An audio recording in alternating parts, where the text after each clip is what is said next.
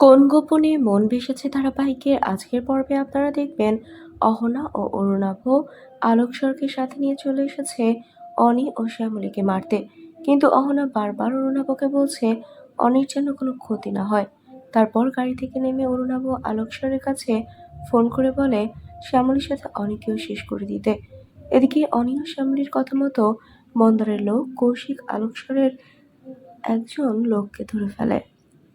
তাকে ভয় দেখিয়ে তার কাছ থেকে জানতে পারে যে দীপক স্বর এখন কোথায় আছে।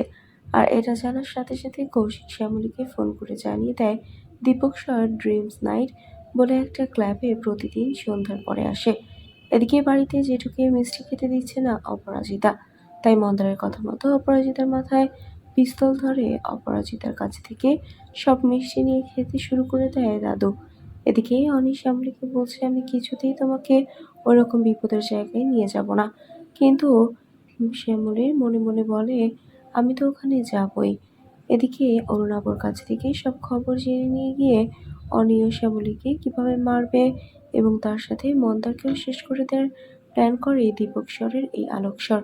তাহলে কি এবার অনি ও মন্দারকে মারার আগে পুলিশ নিয়ে হাজির হলে আলোকস্বর ও দীপক স্বরকে পুলিশের হাতে তুলে দিয়ে মন্দারকে নির্দোষ করবে শ্যামলী?